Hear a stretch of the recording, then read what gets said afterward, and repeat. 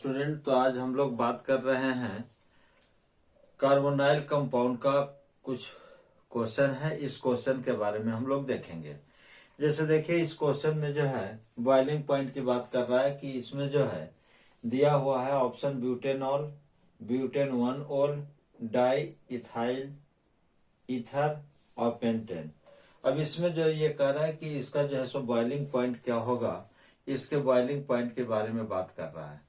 तो देखिए, यहाँ पर जो है सो सबसे पहले हम लोग को यह समझना पड़ेगा कि बॉइलिंग पॉइंट का जो कॉन्सेप्ट है कि जैसे उसका मॉलिक्यूलर वेट का डायरेक्टली प्रोपोर्शनल होता है, तो यहाँ पर तो मॉलिक्यूलर वेट सभी का लगभग सेम है, लेकिन फिर भी जो है अब जब सेम है तो फिर किस चीज पर जो है सो बॉइलिंग पॉइंट इंक्रीज करेगा या किस चीज पर जो है सो बॉइलिंग पॉइंट डिक्रीज करेगा। तो देखिए, यहाँ से जो है सो हम लोग एक सिंपल कॉन्सेप्ट देखते हैं कि बॉइलिंग पॉइंट जो है डायरेक्टली प्रोपोर्शनल होता है मॉलिक्यूलर वेट का। ठीक है, पहला कॉन्सेप्ट तो ये है। नेक्स्ट कॉन्सेप्ट जो है इसमें हम लोग देखते हैं कि जो बॉइलिंग पॉइंट जो है डायरेक्ट इनवर्सली प्रोपोर्शनल होता है नंबर ऑफ साइड चेन। ठीक है, तो इसमें जो है so number of side chain भी नहीं है और मॉलिक्यूलर वेट जो है सो लगभग इक्वल है। यानी सभी का यदि बात करेंगे तो इसका मॉलिक्यूलर वेट का रेंज जो है 72 टू 74 के आसपास आता है। इसका मतलब यहाँ से हम कह सकते हैं कि near about molecular weight same है। क्लियर है? तो इस स्थिति में जो है आप देख सकते हैं यहाँ से इस सभी कंपाउंड को जो है सो हम लोग लिखेंगे। जैसे देखिए, ये जो फर्स्ट ब्यूटेनॉल जो है ब्यूटेनल, इसको जो लिखेंगे CH3 CH2 और CH2 CHO। ठीक है, अब देख लीजिए यहाँ से 1 2 3 4 C4 और H कितना हो गया 3 2 5 5 2 7 और 1 8 O। इसका जो है सो मॉलिक्यूलर वेट ये मतलब इसका जो है मॉलिक्यूलर फॉर्मूला C8 H जो है सो 8 और C4 H8 और O1 ऑक्सीजन।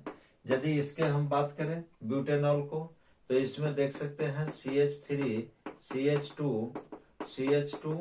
और CH2OH। ठीक है, तो यहां से इसका देख लीजिए मॉलिक्यूलर फॉर्मूला C4 H 3 2 5 5 2 7 7 और 3 10 O10 1 ऑक्सीजन। ठीक है, तो देखिए यहाँ पर जो है लगभग जो है ये भी सेम, यानी 2 का डिफरेंस आ जाएगा।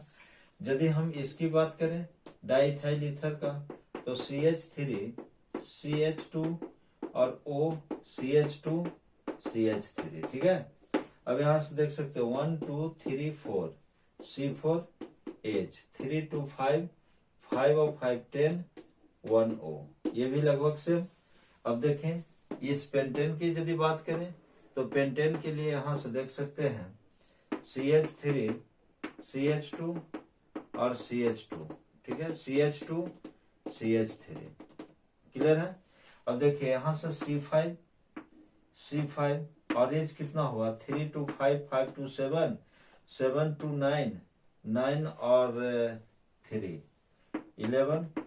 ठीक है, तो इस तरह से जो है आपको लगभग जो है, अब देखिए यहाँ पर 1 ऑक्सीजन के लिए यहाँ पर क्या कर सकते हैं, देखिए तो 4 × 12 और प्लस जो है सो कितना होगा 10 और प्लस जो है सो 16। इसी तरह से जो है सो आप इसको भी निकाल ले सकते हैं C5, तो यहाँ से 12 × 5 और प्लस जो है सो कितना होगा 11।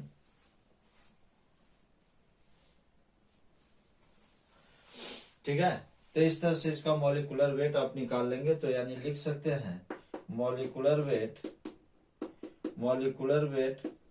ऑफ दीज कंपाउंड्स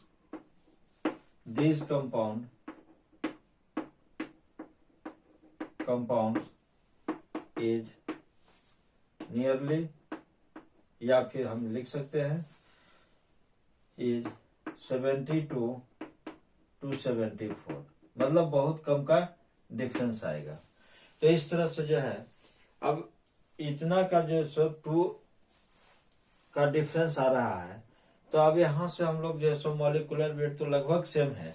तो यदि हम इस कॉन्सेप्ट को लगाते हैं कि boiling point directly proportional to molecular weight, तो यानी कि यहाँ से इस कॉन्सेप्ट जो है यहाँ पर लागू नहीं होगा, क्योंकि मॉलिकुलर वेट जो है सभी का जो है सो नियर अबाउट सेम है। ठीक है, तब जो है सो हम लोग यहाँ से देखेंगे कि इसके लिए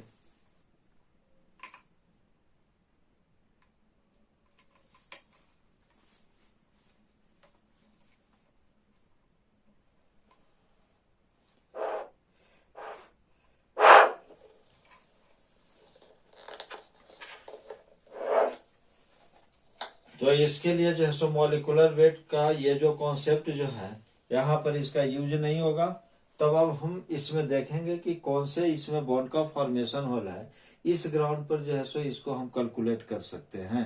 तो देख लीजिए कि यहाँ पर जो है सो ब्यूटेनल, एल्डिहाइड और ये जो है सो अल्कोहल, ठीक है, ईथर है और एल्केन है। तो इस स्थिति में यदि हम बात करेंगे तो यहाँ से लिख सकते हैं, देखिए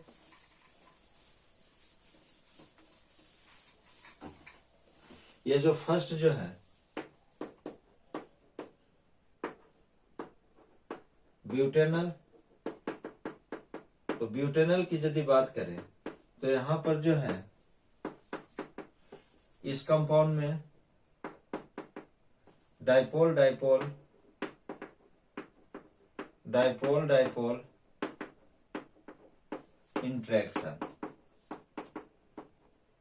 इंट्रैक्शन अकर्स। अब ये जो है डाइपोल डाइपोल इंट्रैक्शन इसमें पाया जाता है।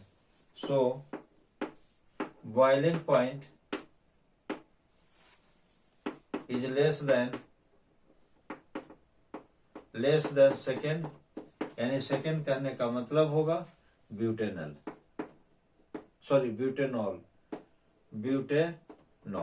ठीक है। ब्यूटेनॉल की यदि बात करें तो यहां से लिख सकते हैं सेकेंड में कि यह जो ब्यूटेन 1 ओल ब्यूटेनॉल जिसको कह रहे हैं, इसमें जो है लिखेंगे इंटरमॉलिकुलर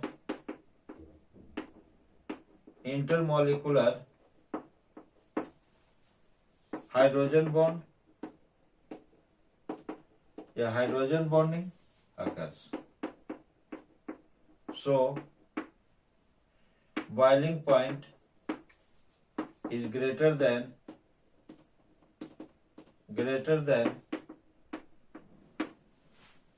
एल्डिहाइड, यानी कि फर्स्ट और लिखेंगे ब्यूटेनल से ज्यादा होगा और साथ ही साथ जो है डाइथाइल ईथर से भी ज्यादा होगा, ठीक है। फोर्थ की यदि बात करें तो ये जो पेंटेन इसमें जो है लिखेंगे van der Waal force of attraction occurs, ठीक है। अब जब इसमें वांडरवाल फोर्स ऑफ अट्रैक्शन यदि पाया जाएगा, इसका मतलब है कि boiling point is less than third, यानी लिख सकते हैं डाइथाइल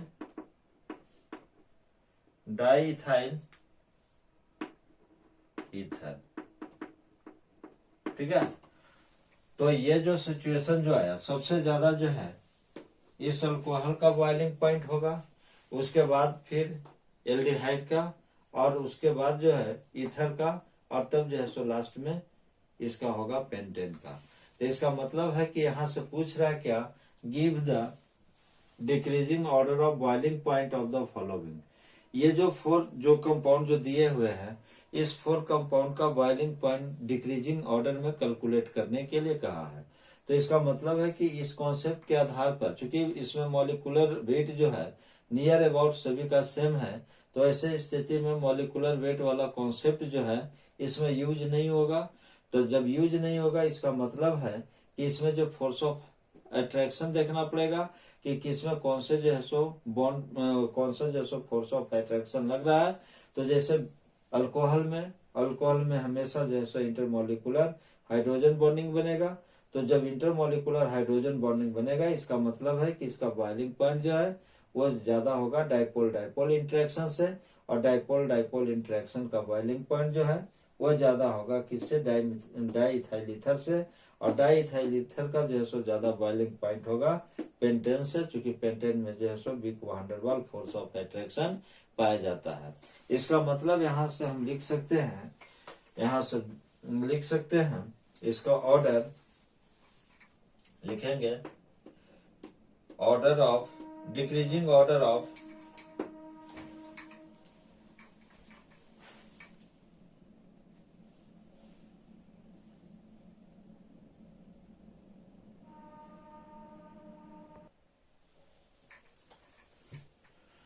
तो यहां से इसका जो है सो हम लोग लिख सकते हैं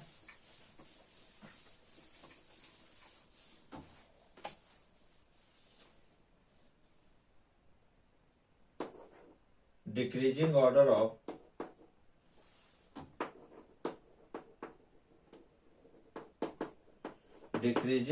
of boiling point, second is greater than first, greater than third और ग्रेटर देन फोर्थ। यह जो है सो इसका आंसर होगा। यानी हम यहां से देख सकते हैं कि जब